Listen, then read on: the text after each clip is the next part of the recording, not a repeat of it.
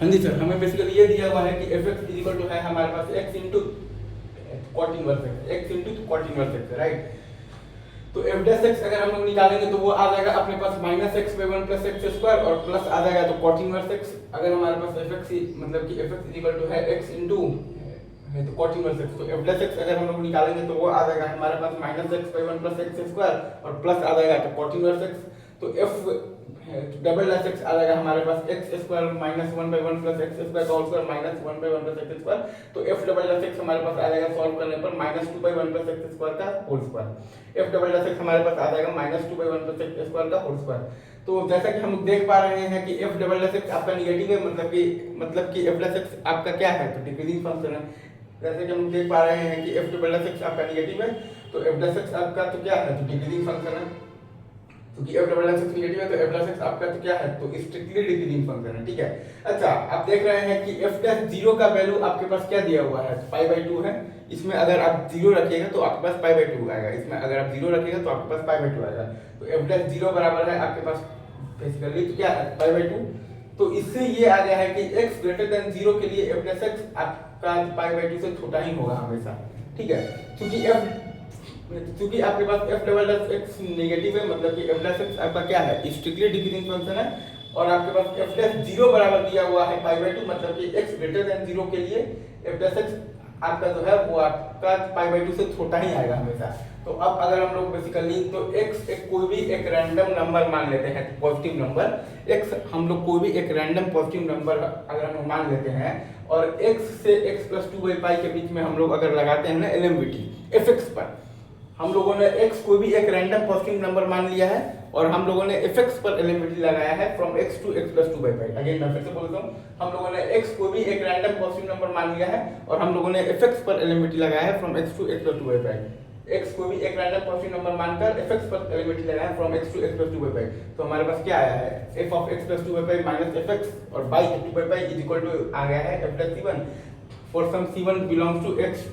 To x plus two by pi. तो चूंकि आपका c1 जो है वो आपका तो ग्रेटर देन जीरो ही आएगा क्योंकि ये रेंज में है और x आप मतलब कि आपका तो पॉजिटिव है तो f प्लस c1 जो है वो आपका बेसिकली क्या आएगा is less than pi by two में आएगा, क्योंकि f डबल डैश x आपका नेगेटिव है, मतलब कि f डैश x आपका स्ट्रिक्टली डिक्रीजिंग फंक्शन है और आपका f डैश जीरो क्या है is equal to pi by two है, मतलब कि x ग्रेटर देन जीरो के लिए f डैश x आपका पाई बाई टू से छोटा ही होगा हमेशा। अगेन मैं फिर से बोल देता हूँ, आपके पास f डबल डैश x आपके पास नेगेटिव है तो f डैश x आपका क्या है बेसिकली तो क्या है तो डिक्रीजिंग फंक्शन है। अगेन मैं फिर से बोलता हूँ, आपके पास f double dash x negative है तो f डैश x क्या है आपके पास स्ट्रिक्टली डिक्रीजिंग फंक्शन है और f डैश जीरो है आपके पास पाई बाई टू तो x ग्रेटर देन जीरो के लिए f डैश x आपका पाई बाई टू से छोटा ही आएगा हमेशा। Again f double dash x आप मतलब कि अगर आपका नेगेटिव है तो f डैश x आपका क्या है स्ट्रिक्टली डिक्रीजिंग फंक्शन है और f डैश जीरो है आपके पास पाई बाई टू तो x ग्रेटर देन जीरो के लिए आपके पास f डैश x आपके पास पाई बाई टू से छोटा ही आएगा हमेशा। तो चूंकि c1 is greater than zero है क्योंकि इस रेंज में है और आपके पास x तो पॉजिटिव है तो c1 is greater than zero आएगा, मतलब कि आपके पास f dash c1 is less than pi by two है और ये जब उस साइड जाकर जब मल्टीप्लाई होगा तो आपके पास आ जाएगा f of x plus two by pi minus fx is less then 1। ये जब उस साइड मल्टीप्लाई होगा तो आपके पास आ जाएगा f of x plus two by pi minus आपके पास आ जाएगा fx इज लेस देन 1। अच्छा, अब यहाँ पर अगर आप देखिएगा तो f डबल डैश x आपका नेगेटिव है, f डैश x आपका क्या है स्ट्रिक्टली डिक्रीजिंग फंक्शन है, ठीक है। और f डैश जीरो आपके पास है तो पाई बाई टू और f डैश इंफिनिटी पर लिमिट है आपके पास zero. f double dash x negative है, f डैश x आपके पास एक बेसिकली क्या है तो स्ट्रिक्टली डिक्रीजिंग फंक्शन है और f डैश जीरो है आपके पास बेसिकली क्या है पाई by to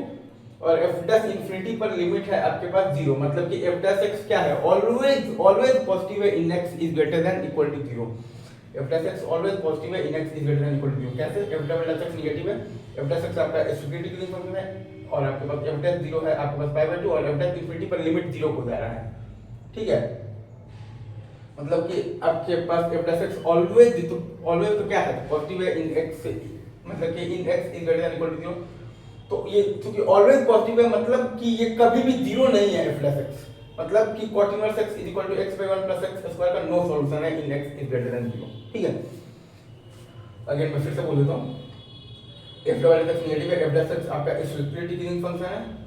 f dash zero है आपके पास पाई बाई टू और f डैश इंफिनिटी पर लिमिट है आपके पास जीरो, ठीक है। मतलब कि f डैश x आपका बेसिकली क्या है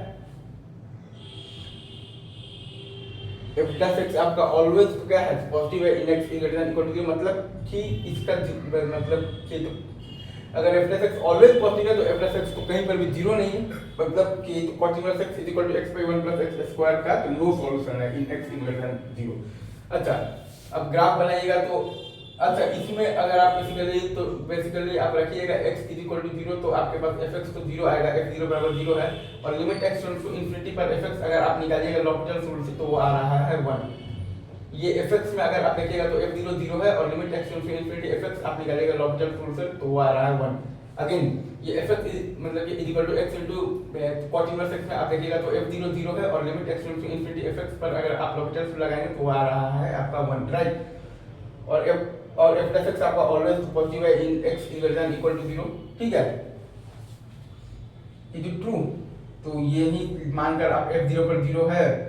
और x tends to infinity fx बराबर है 1 तो ग्राफ आएगा ऐसा, और sec x तो आपका हमेशा ही बेसिकली तो 1 या 1 से बड़ा है,